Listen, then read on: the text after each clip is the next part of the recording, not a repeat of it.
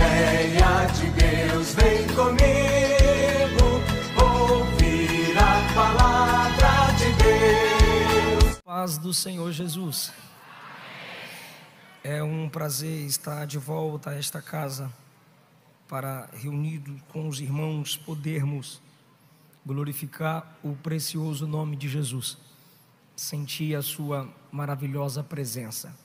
Eu quero expressar a minha gratidão mais uma vez pela vida do pastor José Carlos, todo o corpo de obreiros que aqui cooperam para o crescimento da obra do Senhor. Pastor José Carlos, eu sei que o Senhor não terceiriza o púlpito. Muito obrigado pela oportunidade que me é dada para transmitir a palavra ao povo que Deus lhe tem confiado. Como eu já disse da outra vez, o seu ministério inspira o meu ministério, a história que Deus tem te feito escrever e tem escrito através da sua vida, tem edificado a minha vida e a vida de muitos obreiros. Eu louvo a Deus pela vida do Senhor. Irmã Carmen Lúcia, também eu expresso a minha gratidão pela sua vida. A minha esposa, que é um instrumento gracioso de Deus na minha vida, agora eu estou em família aqui. Meus filhos, o Eliseu Filho e a Esté Caroline. E louvamos a Deus pela vida do casal que está cuidando da gente desde quando chegamos, o pastor Edson, a irmã Agnes, que Jesus os use cada vez mais. Irmã Lucinha, está mais calma. Como o pastor já falou, tivemos dificuldades com o voo, mas a irmã Lucinha foi bastante compreensiva. E meu muito obrigado pelo carinho e pela compreensão. Por favor, vamos meditar em um texto da palavra de Deus, no livro do Gênesis, no capítulo de número 3. Livro do Gênesis, capítulo de número 3.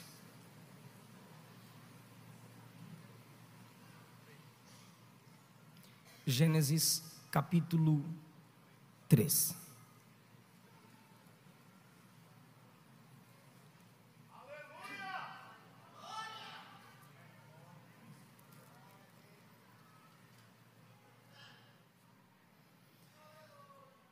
Leremos a partir do versículo 1, que diz assim: A serpente era mais astuta que todas as alimárias do campo que o Senhor Deus tinha feito. E esta disse à mulher: É assim que Deus disse: Não comereis de toda a árvore do jardim? E disse a mulher à serpente: Do fruto das árvores do jardim comeremos, mas do fruto da árvore que está no meio do jardim, disse Deus: Não comereis dele, nem nele tocareis, para que não morrais. Então a serpente disse à mulher: Certamente não morrereis. Deus sabe que no dia em que dele comerdes, se abrirão os vossos olhos, e sereis como Deus, sabendo o bem e o mal. Vendo a mulher que aquela árvore era boa para se comer, e agradável aos olhos, e árvore desejável para dar entendimento, tomou do seu fruto e comeu, e deu também a seu marido, e ele comeu com ela. Então foram abertos os olhos de ambos, e conheceram que estavam nus, e coseram folhas de figueira, e fizeram para si aventais. E ouviram a voz do Senhor Deus que passeava no jardim pela viração do dia. E escondeu-se Adão e sua mulher da presença do Senhor Deus entre as árvores do jardim. E chamou o Senhor Deus a Adão e disse-lhe: Onde estás? E ele disse: Ouvi tua voz soar no jardim e temi, porque estava nu e me escondi. Queridos, eu quero falar com vocês sobre a entrada do pecado no mundo.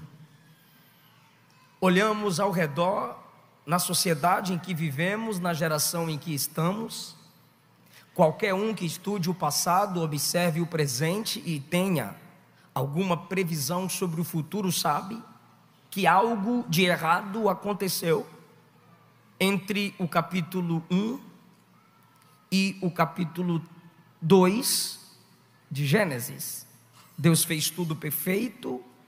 No capítulo 2, Deus forma o jardim, forma o homem, estabelece a família. Do capítulo 1 ao capítulo 3, nós temos o agir de Deus na criação, na formação, mas há um inimigo que não deseja a comunhão do homem com Deus. Ele se esforçou e, através da liberdade que Deus deu ao homem, ele conseguiu derrubar o primeiro Adão. Derrubando Adão, o líder, o cabeça, toda a humanidade caiu. O capítulo 3, pelos fiéis expositores da palavra, é considerado um dos capítulos mais importantes de toda a Bíblia Sagrada, porque aqui está registrada a queda da raça humana. Todos concordam.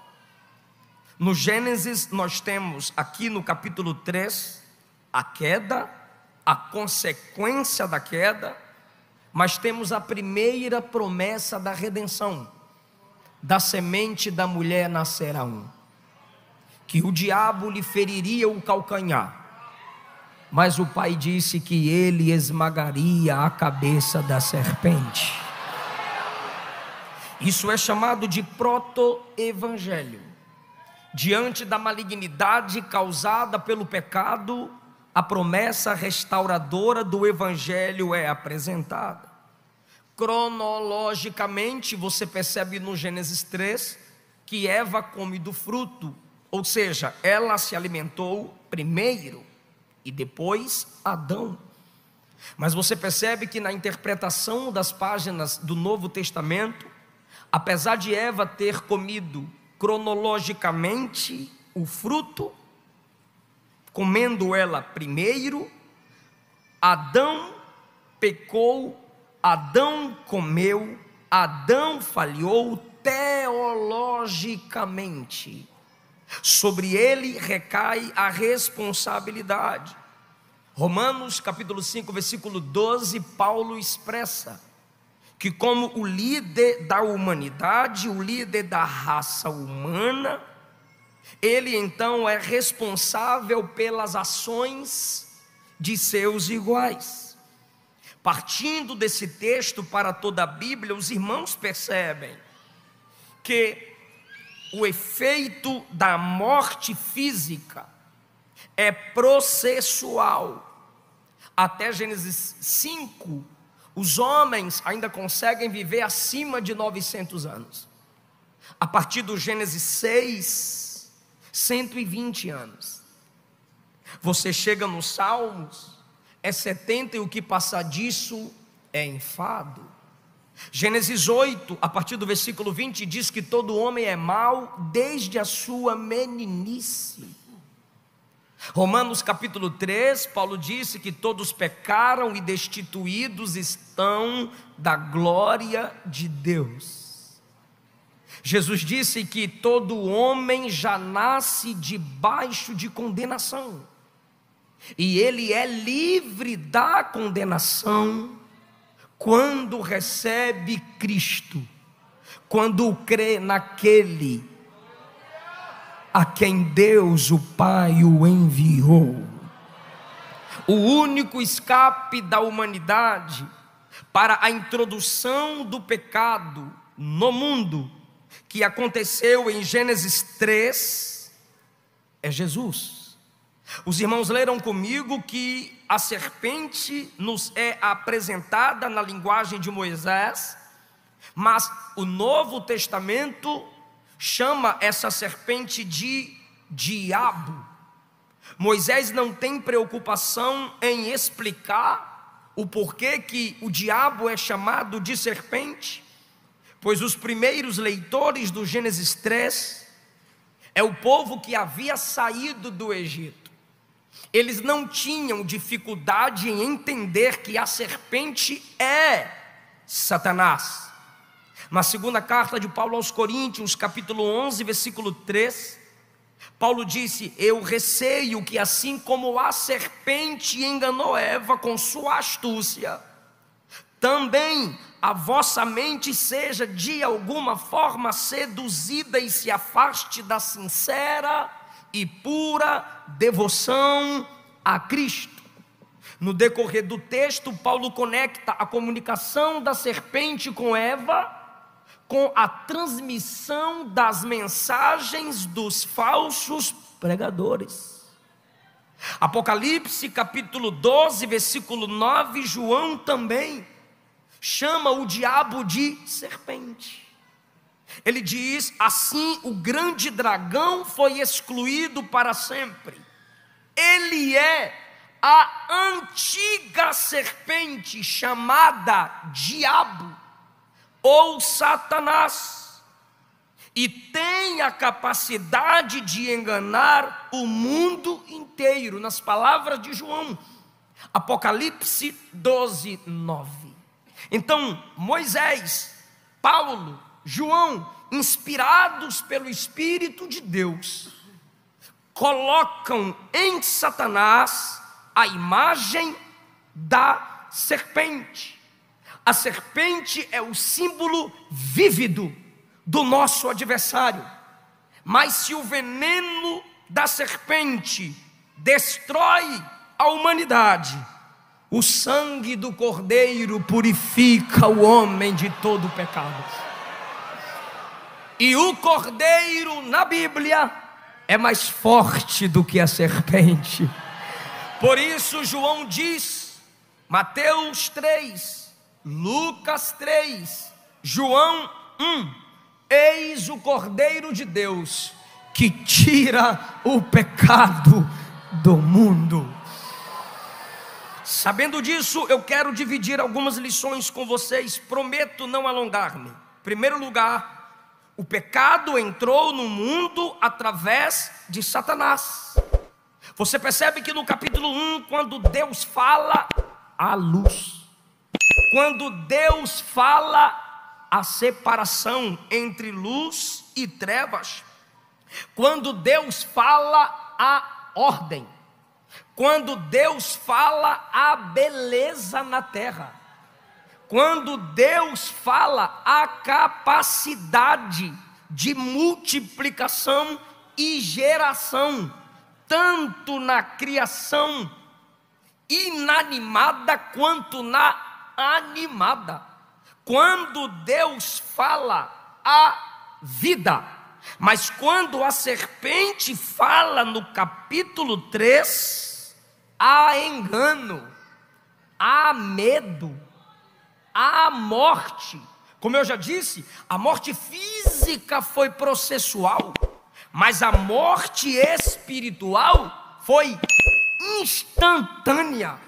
O diabo introduz o pecado no mundo.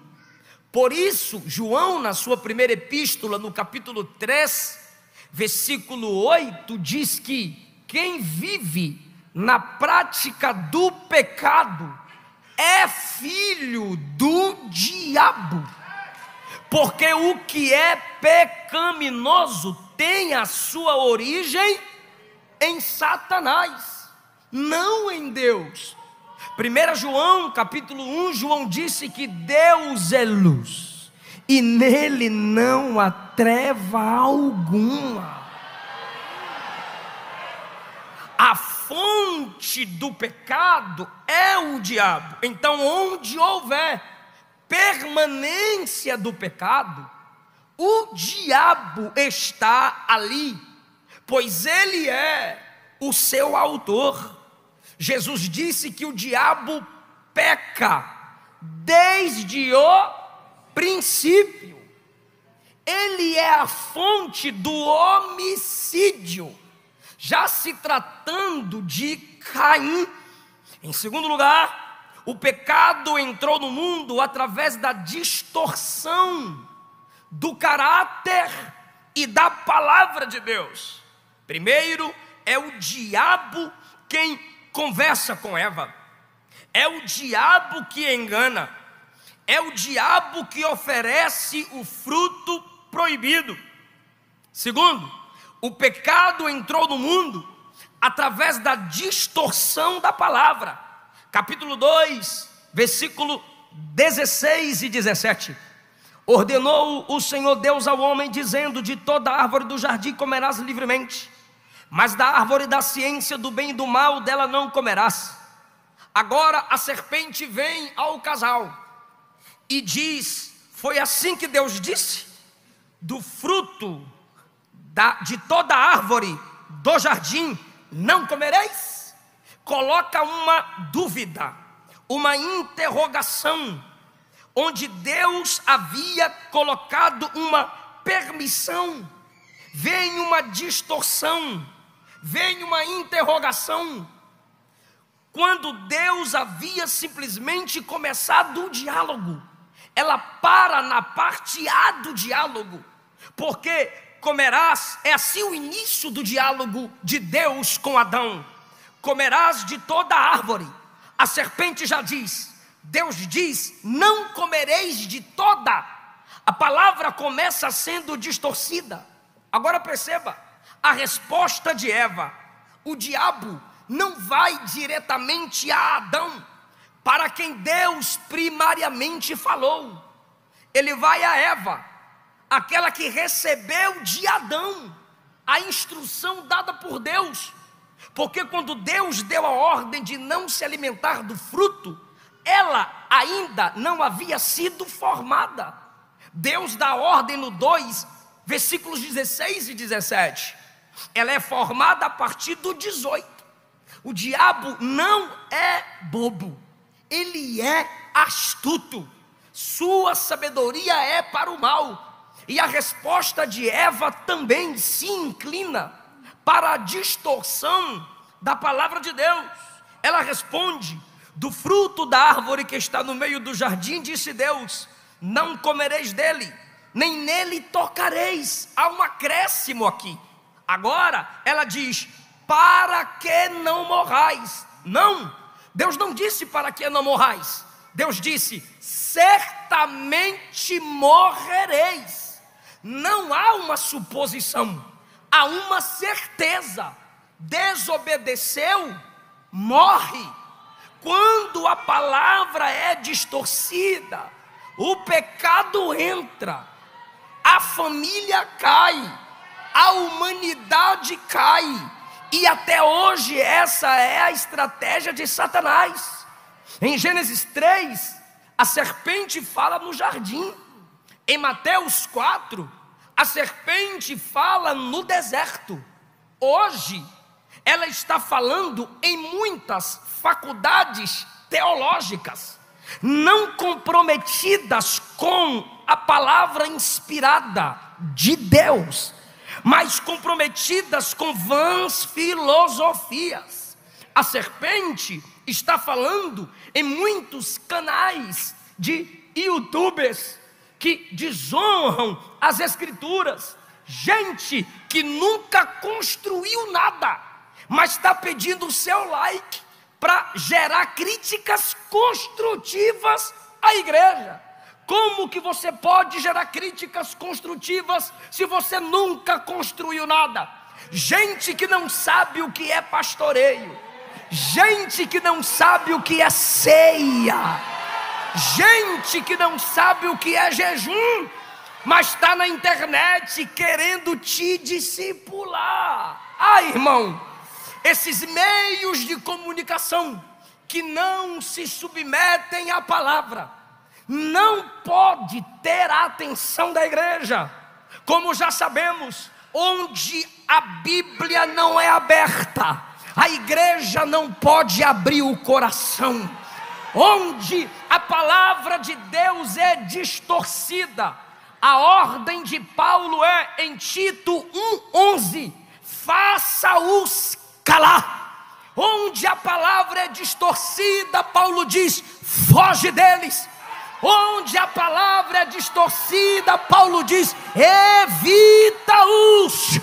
Mas onde a palavra é liberada, aberta, pregada, se alimente, congregue, se reúna e receba de Deus a pregação.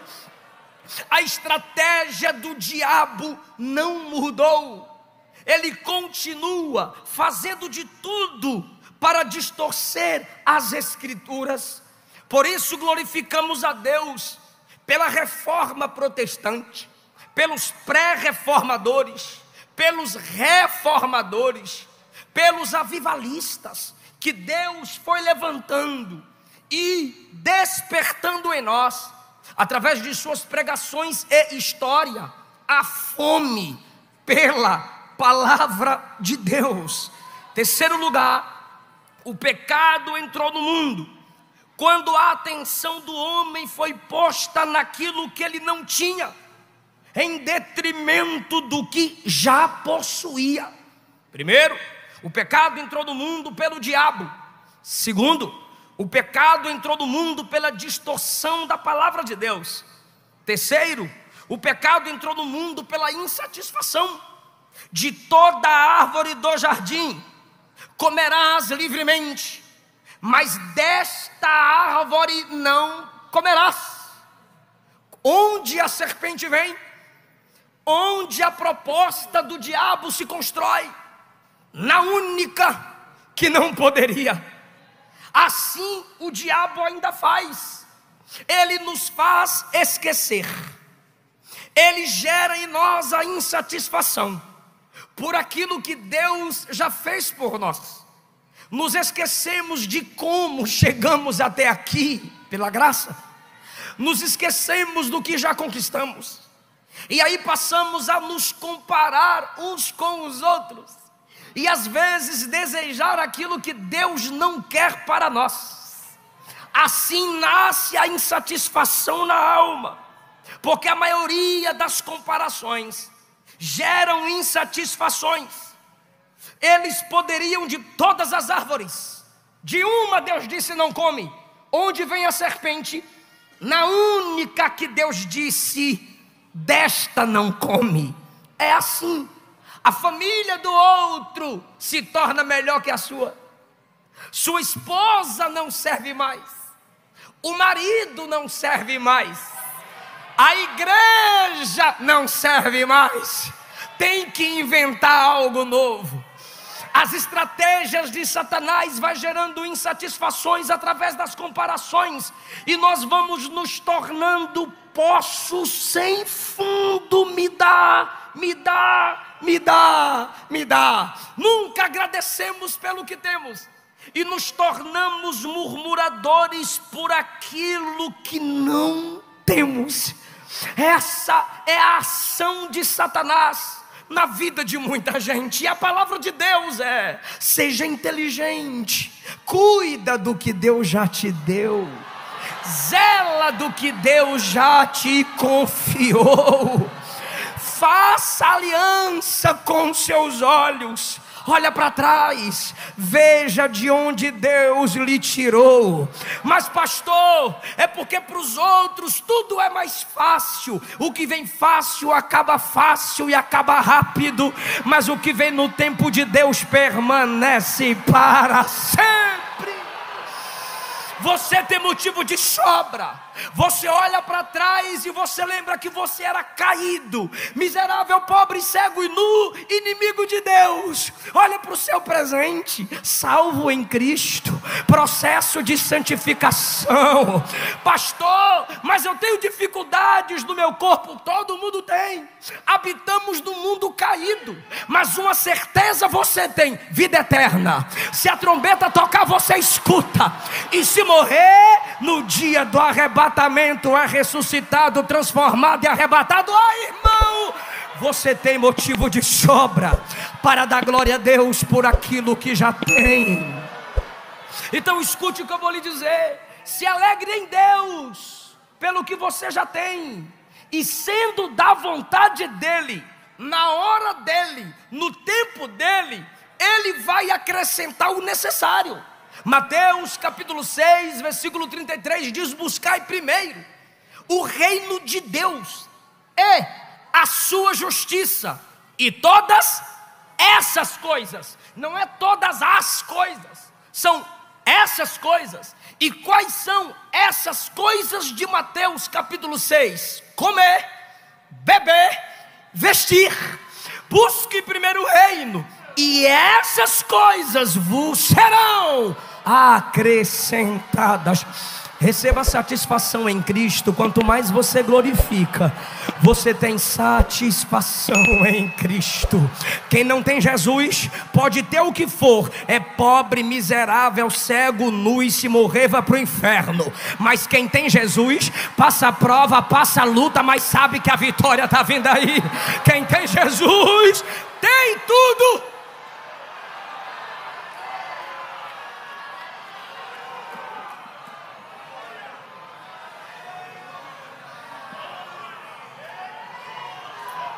Cuidado com a insatisfação. Peça ao Espírito para encher a sua alma, para abrir os seus olhos espirituais e te fazer contemplar a verdadeira riqueza. Em quarto lugar, o pecado entrou no mundo quando Satanás fez o homem pensar que poderia ser poderoso como Deus. Versículo de número 5. Deus sabe que no dia em que dele, do fruto, comerdes, se abrirão os vossos olhos, os olhos do entendimento, os olhos da alma, e sereis como Deus, conhecedores do bem e do mal. Ou seja, o mundo já diz: quem tem conhecimento governa o mundo. Quem tem conhecimento pode tudo. Talvez o diabo esteja prometendo a onisciência, mas o diabo é mentiroso. Ao mesmo tempo em que chama Deus de mentiroso, o mentiroso é ele. Porque se Deus fosse mentiroso, ele não tentaria. Por exemplo, Deus disse: se comer do fruto, morre. Se esse Deus mente, que necessidade tinha Satanás de tentá-los a comer do fruto? Pois o ódio do diabo é contra eles. O que o diabo quer é que eles morram. Sabendo o diabo que Deus vai cumprir a palavra de juízo, o diabo vai tentar. Como eu sei que Deus não mente, se eles comerem do fruto, Deus vai julgar. Eu vou tentá-los, eles vão comer do fruto, e como Deus não mente, Deus vai julgá-los. Então, enquanto o diabo diz que Deus é mentiroso, o mentiroso é ele, porque é ele que está dizendo que não vai morrer, mas vão morrer. E o casal, ao invés de confiar na palavra de Deus, confia na palavra da serpente. Onde a palavra for distorcida, os homens não vão querer ouvir Deus, vão querer ouvir o diabo ou simplesmente os homens. Agora entenda essa verdade: quando o diabo diz sereis como Deus, é nesse momento que Eva toma do fruto, come do fruto, dá ao seu marido, ele também se alimenta. Vem do Éden, vem da queda, esse desejo humano por superioridade. Lembre de Nimrod, Gênesis 10 e 11. Deus havia dito para se espalhar, e eles disseram através de Nimrod: não vamos nos espalhar, vamos construir uma cidade-torre, cujo topo toque o céu. Tocar o céu ali é afrontar Deus. Era Nimrod se sentindo um Deus. Lembra de Nabucodonosor? Levantou uma estátua para que todos, adorando a estátua, adorassem seu reino, adorassem sua capacidade governamental. Nabucodonosor recebendo adoração através da estátua. Herodes mandava matar as crianças, até a própria família, para não perder o trono, para não ter sucessor. Todos os imperadores romanos se autodivinizavam. Roma foi considerada a deusa do mundo, a senhora do mundo. E aí, meu irmão, quando esse sentimento de se sentir maior, de usar estratégias satânicas para subir na vida, ver ser humanos como degraus, e não como irmãos, ou imagem e semelhança de Deus, mesmo que embaçada pelo pecado. Mas esse desejo intrínseco de poder que há na humanidade, meu corpo, minhas regras, meu pai não manda em mim, minha mãe não manda em mim, pastor não manda em mim, eu não me submeto a nada, eu sou o meu próprio Deus, meu Deus é o meu ventre, meu Deus sou eu mesmo. É por isso que não há salvação sem arrependimento.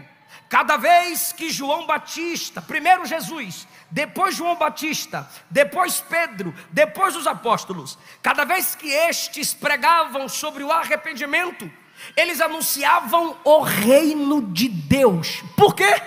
Porque quando você se arrepende, você abre mão do seu reino e se submete ao reino de Deus. Quando você se arrepende, você está dizendo que você não mais se controla. É Cristo quem é Senhor, é a palavra que te domina.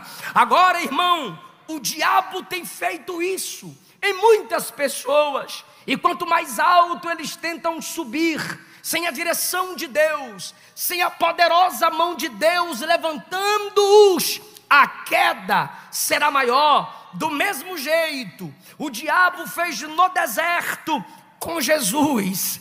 Lança-te daqui abaixo.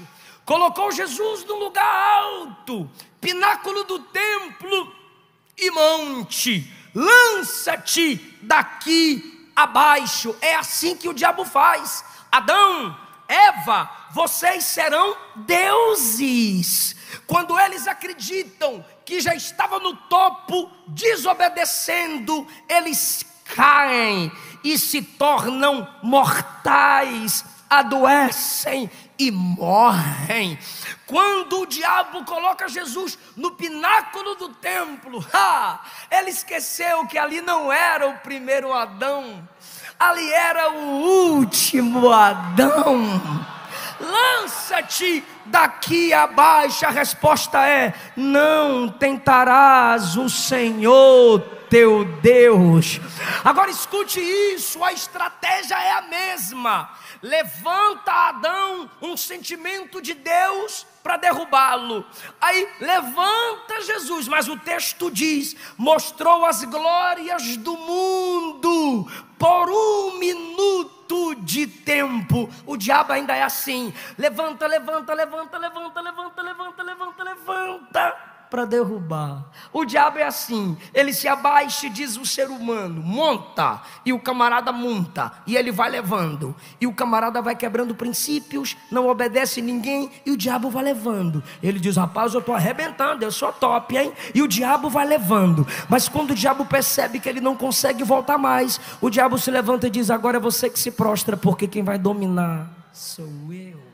O diabo levanta para derrubar. É assim desde o Gênesis 3. Cuidado com as propostas de Satanás. Em último lugar, para a gente entrar na solução desse pecado que entrou no mundo. Em último lugar, o pecado entrou no mundo, foi introduzido no mundo quando o ser humano acreditou na mentira de Satanás. Por isso Jesus disse, eu já disse, repito, João 8,44: vós sois do diabo, que é o vosso pai, e quereis satisfazer-lhes os seus desejos. Ele foi homicida desde o princípio, jamais se firmou na verdade, porque nele não há verdade. E Jesus disse sobre o diabo, quando ele fala, ele profere do que lhe é próprio, porque é mentiroso e é pai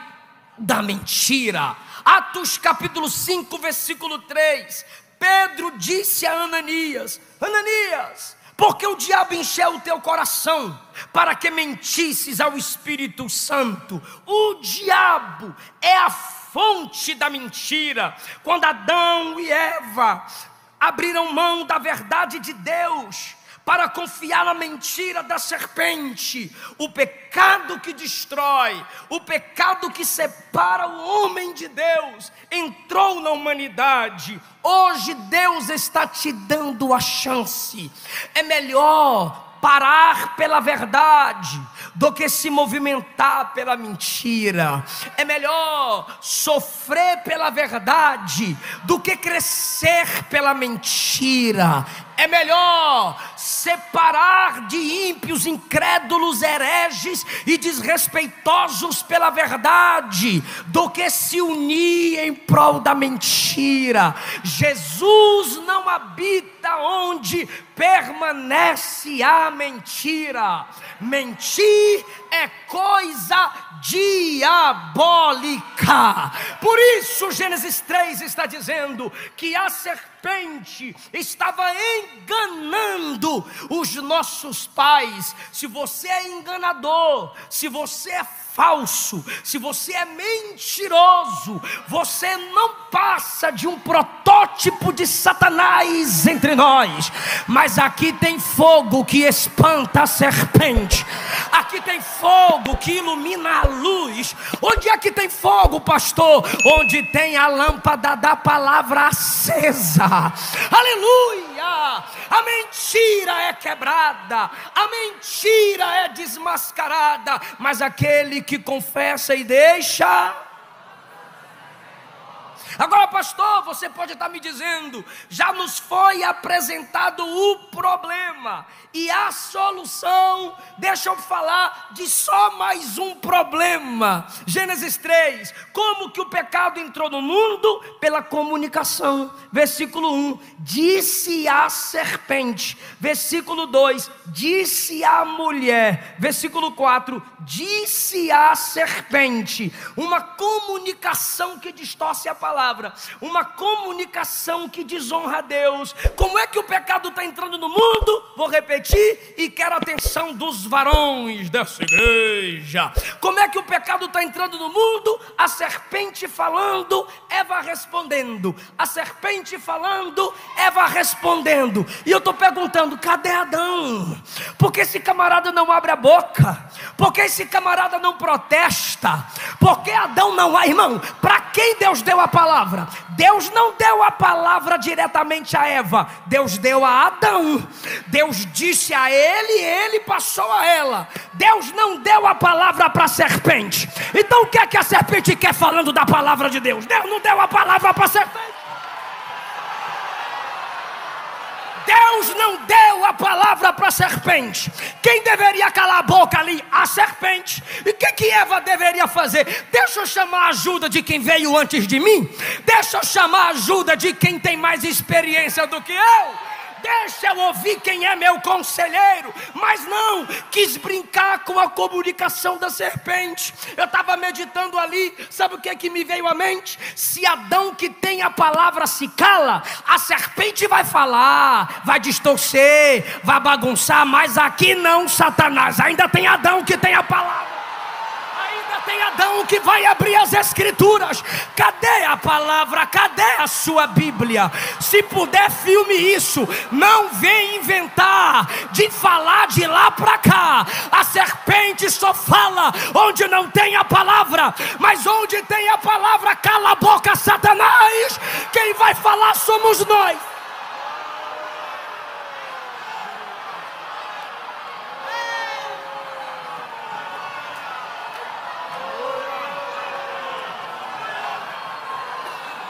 Com a igreja não tem dislike, com a igreja não tem politicamente correto. Se a Bíblia fala que é pecado, é pecado. Se a Bíblia fala que vai para o inferno, vai para o inferno.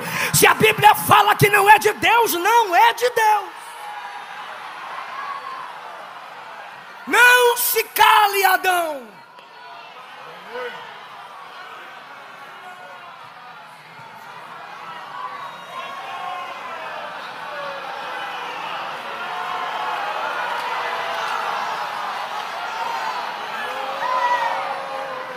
O pecado entra pela comunicação. Se o pecado que é destruidor entra pela comunicação, por que a gente tem que ficar calado?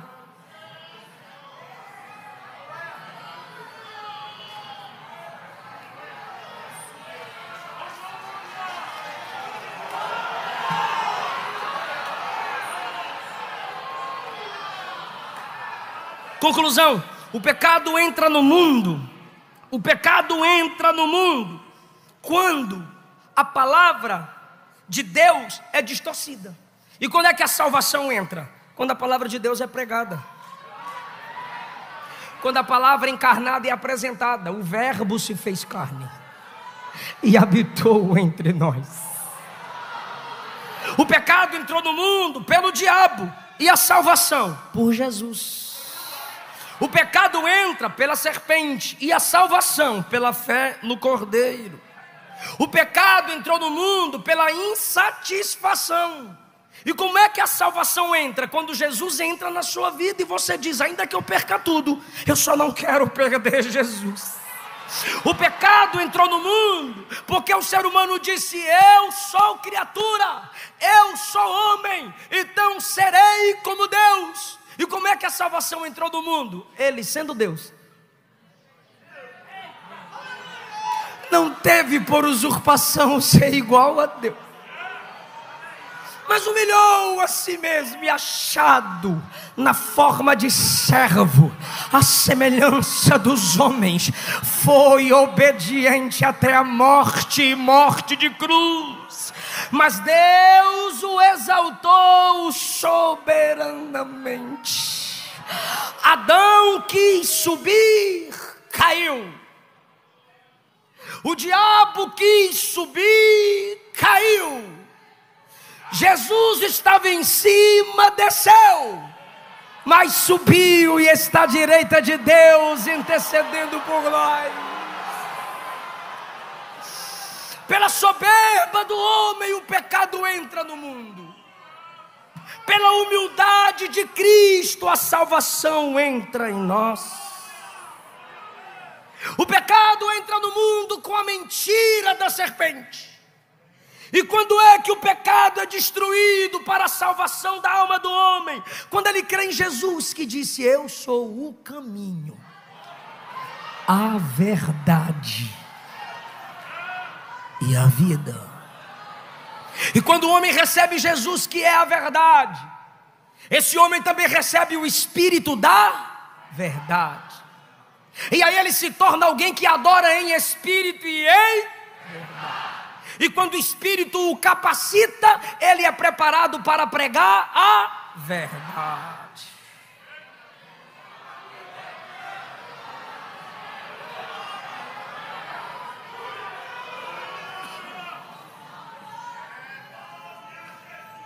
Lá no jardim, fica em pé comigo, irmão. Fica em pé. Eu entrego o microfone agora. Olha isso. Eu já vou entregar o microfone agora. Lá no jardim, pastores, o diabo disse: toma e come. E a humanidade caiu. Aí vem Jesus em Mateus 26. Tomai, comei.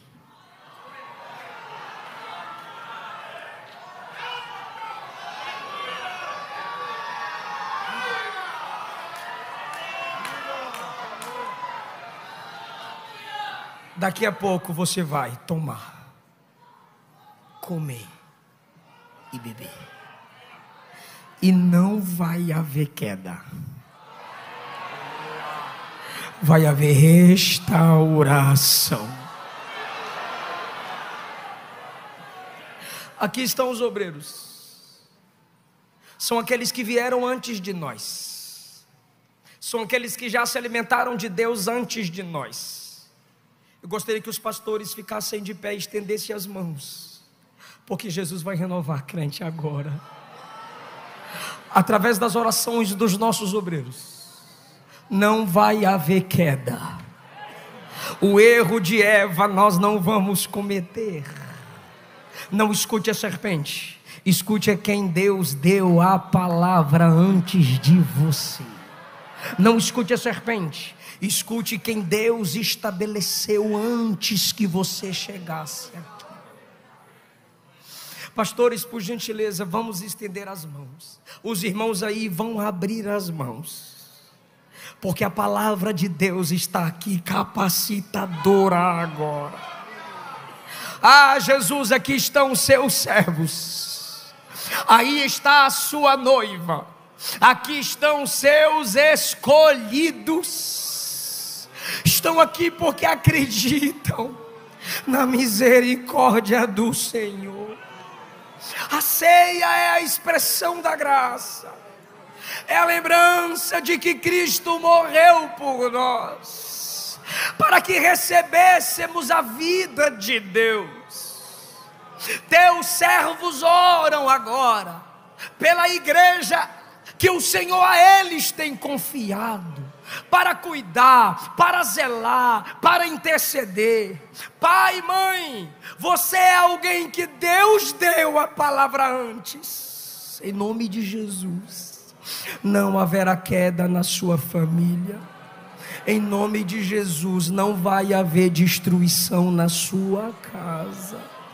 Em nome de Jesus, a congregação onde Deus te estabeleceu crescerá, porque há uma submissão à palavra de Deus em teu coração.